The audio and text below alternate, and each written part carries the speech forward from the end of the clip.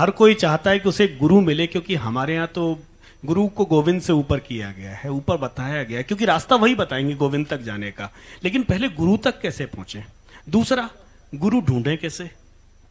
गुरु को ढूंढने की आवश्यकता नहीं, सच्चा गुरु खुद ही ढूंढ लेता है सच्चे शिष्य को। उसको छोड़ने की आवश्यकता हमें नहीं लग रहा है कि गुरु को गोविंद को तलाशने की खोजने की आवश्यकता। हर युग सदी में गुरु गोविंद आया है, तो गुरु गोविंद को खोजने की आवश्यकता नहीं। वास्तविक में वो गुरु और गोविंद जो है वो खोज लेगा। हम तो केवल समर्पण कर दे और अपने दायित्व और कर्तव्यों का निर्वहन करते करते कहते हैं कि हम अपने कर्तव्य उस पथ पर हम चलते जाए, निश्चित है तुम्हें सच्चा गुरु मिल जाएगा। और मैंने अभी बोला कि गुरु व्यक्ति नहीं है, गुरु व्यक्ति नहीं है। गुरु जो है उस अविनाशी परम सत्ता की साकार उपस्थिति है।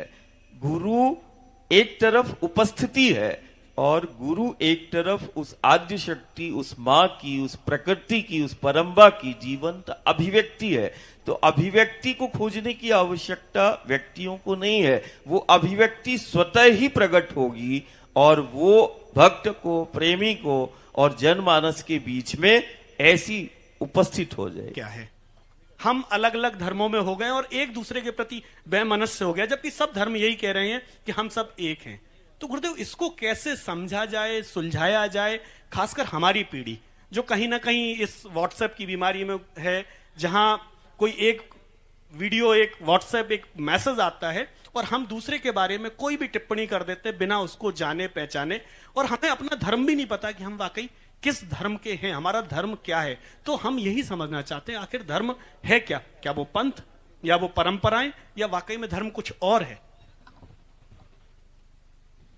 धर्म को समझना बड़ा व्यापक है, इसकी तो बहुत लंबी व्याख्या हो सकती, लेकिन संक्षिप्त में जैसा माँ कहती है, आज यदि हम अपने माँ के प्रति कोई दायित्व और कर्तव्य कर रहे हैं या पिता के प्रति कर रहे हैं, तो माँ के प्रति किया गया दायित्व और कर्तव्य वो मातृ धर्म होगा।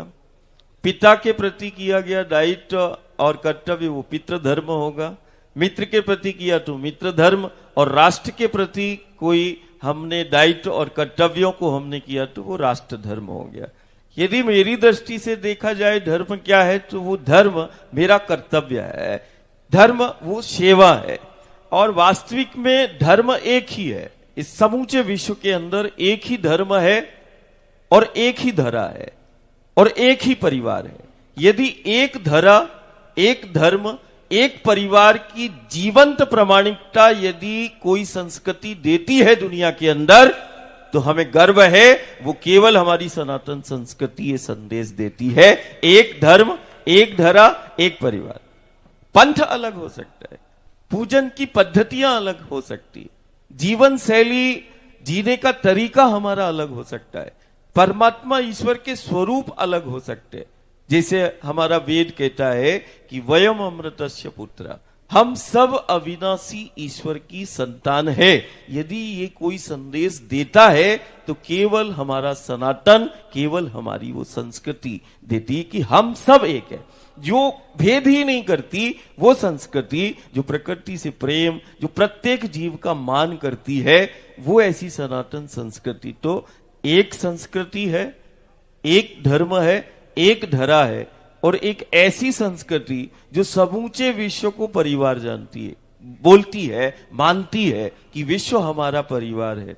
हम कभी कभी हम बोले, सचिन से बोले, शैलेन से बोले कि बताओ दुनिया में ऐसे कौन से गांव होंगे, ऐसे कौन से नगर होंगे, कौन से प्रांत होंगे जहां पर रोज सुबह शाम बोला जाता है, ध्यान साधना, आरतियां, पूजन पाठ सब होता है, और उसके आखिरी में बोला जाता धर्म की जय हो, अधर्म का नाश हो, प्राणियों में सद्भावना हो, विश्व का कल्याण हो। विश्व के कल्याण की भावना को रखने वाला यदि कोई संस्कृति है, कोई सनातन है, तो वो हमारी देव संस्कृति है, हमारी हिंदू संस्कृति है। और आज ये सनातन सारी दुनिया को संदेश दे रहा है कि एक ही धरा है, एक ही धर्म है और एक ही हमारा परिवार है। यदि ये दुनिया को संदेश दिया है किसी ने आज तक और आज भी, तो वो ये देवधरा भारत ही है, जो कहता है एक धर्म, एक धरा और एक हमारा परिवार है। हम जाति से अलग हो सकते हैं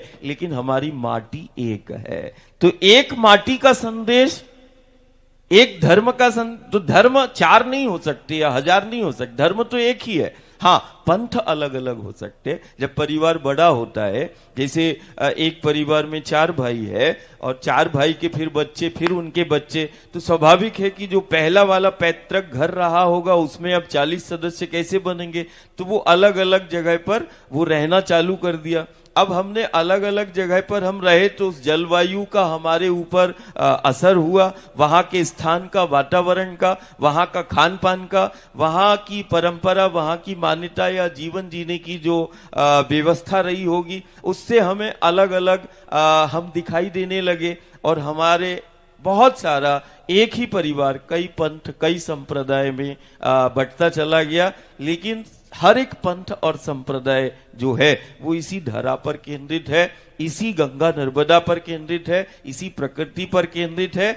और वो कुछ लालची प्रवृत्तियां हैं जो समाज को बांटने का काम करती है और समाज को भ्रमित करती हैं। लेकिन जो वास्तविक में सनातन और जो संस्कृति का संदेश है वो यही है कि एक ही धर्म है, एक ही संस्कृति है, एक ही परिवार है। इसमें अलग अलग कोई धर्म नहीं है, एक ही धर्म है। और धर्म वो प्रेम का संदेश दे रहा है, धर्म वो सेवा का संदेश, धर्म के मूल में प्रेम, धर्म के मूल में सेवा, धर्म के मूल में वो कर्तव्य है। मेरा कर्तव्य मेरा धर्म है, मेरा दायित्व मेरा धर्म है, मेरी सेवा जो माटी के प्रति, माता पिता के प्रति, गुरु के प्रति, राष्ट्र के प्रति, समाज के प्रति जो भी हमारी सेवा है वो सेवा ही हमारा धर्म है, वो कर्तव्य ही हमारा धर्म है। शायद धर्म की इतनी अच्छी परिभाषा पहले बहुत कम लोगों ने शायद ही सुनी हो। गुरुदेव से अगर पहले जो मिले होंगे उन्होंने शायद जानी भी होगी, समझी होगी ये परिभाषा। वैसे तो बिल्कुल नहीं आता हूँ, हमारा परिवार बैठा हुआ है और कहीं ना कहीं परिवार मुझे हमेशा बोलता रहता है कि नहीं, सामने आना पड़ेगा।